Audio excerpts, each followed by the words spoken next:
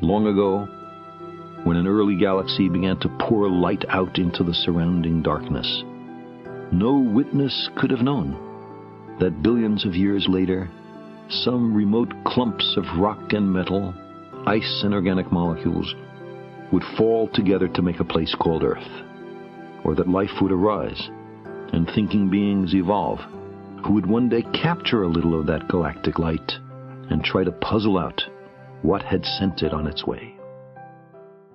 While almost everyone is taught that the Earth is a sphere, with all of us somehow glued to it by gravity, the reality of our circumstance did not really begin to sink in until the famous frame-filling Apollo photograph of the whole Earth, the one taken by the Apollo 17 astronauts on the last journey of humans to the moon. It has become a kind of icon of our age. You can make out the blue of the ocean, the yellow-red of the Sahara and the Arabian desert, the brown-green of forest and grassland. From this vantage point, our obsession with nationalism is nowhere in evidence. The Apollo pictures of the whole Earth conveyed to multitudes something well known to astronomers. On the scale of worlds, to say nothing of stars or galaxies, humans are inconsequential, a thin film of life on an obscure and solitary lump of rock and metal. It seemed to me that another picture of the Earth, this one taken from 100,000 times farther away, might help in the continuing process of revealing to ourselves our true circumstance and condition.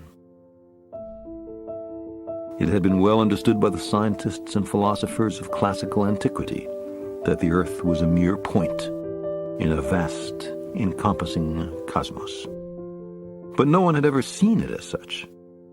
Here was our first chance, and perhaps also our last, for decades to come.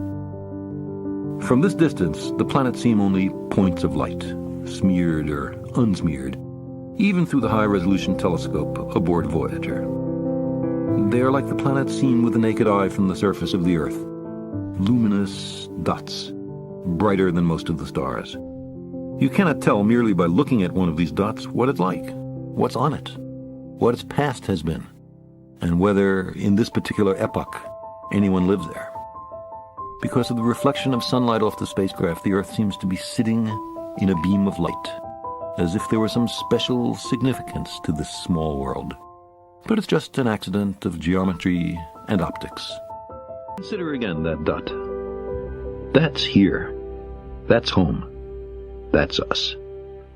On it, everyone you love, everyone you know, everyone you ever heard of, every human being who ever was, lived out their lives.